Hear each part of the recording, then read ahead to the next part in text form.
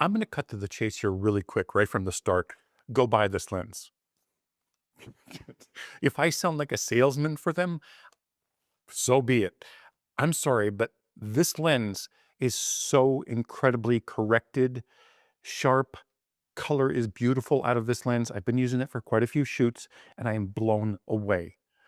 I'm not even mentioning the price. I'm not saying it's this good because of the price. I'm telling you, this lens is that good. Now, I've had Viltrox before and I've been, eh, okay, it's a lens. This is the first one that I'm looking at the images going, how the hell?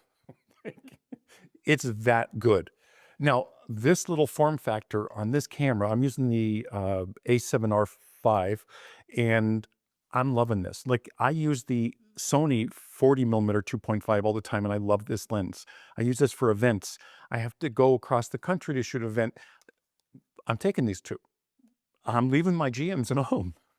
No, I'm serious. It's that good. There's no, my big thing is distortion of any kind, because when it has to correct distortion, you lose your corner so fast. This had so minor distortion, it's ridiculous. I have not seen chromatic aberrations. It is sharp as can be. The color out of it is beautiful.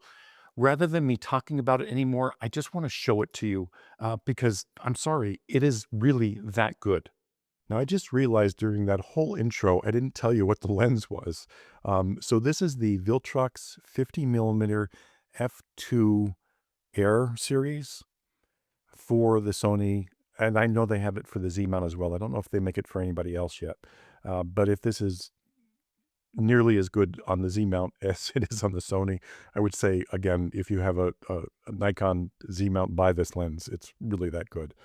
Now, when I tell you that I'm using this more than my 51.4 G Master, I really am. I tried it on one of the first shoots I did it with was, a couple weeks ago, and I was pretty impressed with it.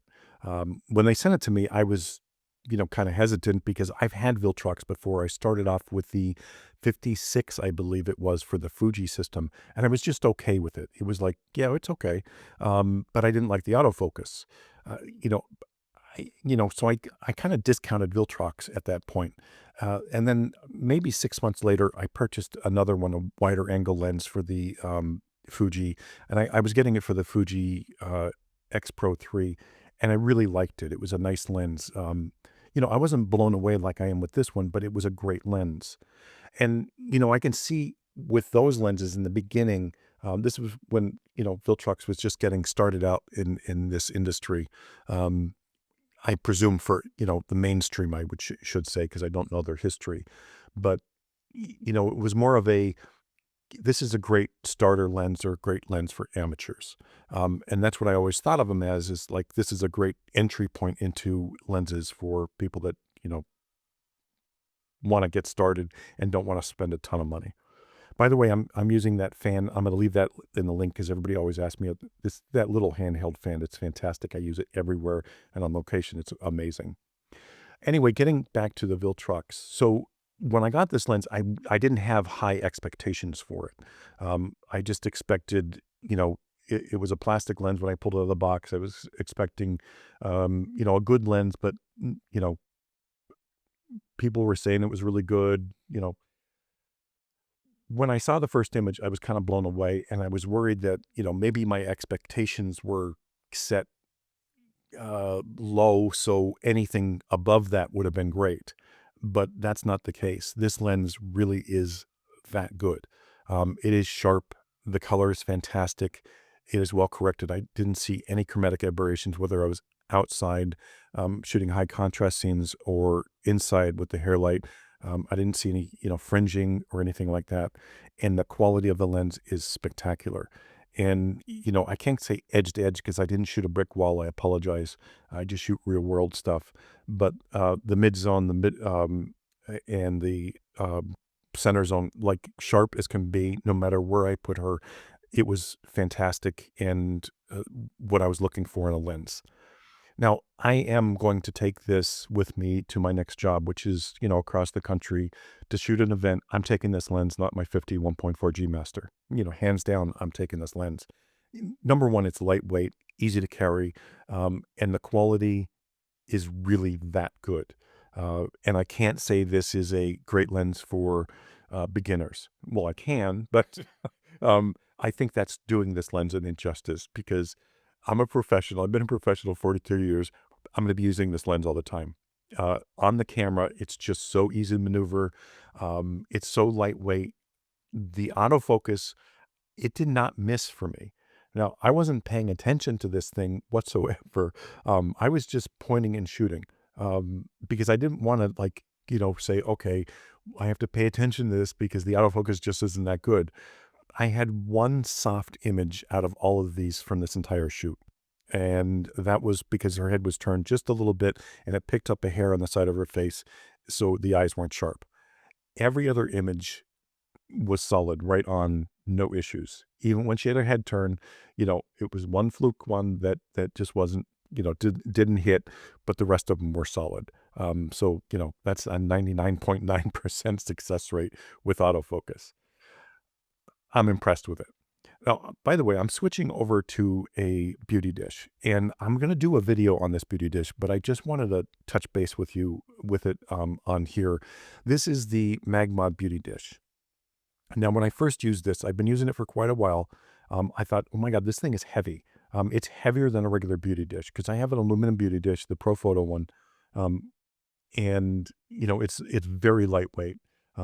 Even with the grid, it's just lightweight, easy to maneuver. This thing has some weight to it, but as you can see, that form factor in that case there, and this is the case that it comes in, is incredible. It is just so easy to take with you. I wasn't sure about it because it has this like muted silver interior versus a white interior, which I'm used to. So I was kind of hesitant about it. But once I used it for a little bit, it was growing on me quite a bit, and I love the grid. I damage grids. When they're lightweight aluminum, they're so easy to damage. And when you're in a pro photo system like that, it's going to cost you some coin to replace that. You know that. Even the beauty dish itself from Profoto is just outrageously expensive. Not worth it at all, but expensive. This one is a little pricey, but it is amazing. I was not prepared, for that muted silver to give me just the right specular highlights without going over the top. I was worried that I would be missing the white beauty dish, and I'm not. I'm really pleased with the way this thing produces light and the highlights that it's given me, and the control. The weight, it's not an issue unless you're using a boom arm and you're like, I have the 8600 on the light stand. And I have the remote head up top. So that remote head is very light. Adding the beauty dish didn't do much to it. And when I use that setup, if I was using an 8600 on a boom arm with this, that would be an issue for me. Now, would I recommend it as much as I'm recommending this lens? I would say if you were a location shooter and use a beauty dish, 100% I would recommend the beauty dish because it really is versatile and easy to use. I do love this beauty dish. And when I first pulled it out of the box, like I said, I wasn't prepared to say that because it was heavier. Now the rubber on it is a thicker rubber. It's not cheap. It's not, like some of the companies that make these rubber devices, it's really lightweight and you're afraid it's going to crack over time. Now that's the grid. It just comes off. It's magnetic. That's brilliant for me. Obviously they're known for their magnets, but that magnetic system is fantastic, especially with that. And there's the rubber. It's soft, it's pliable, but this thing produces amazing light. I wanted to show you some without the grid too.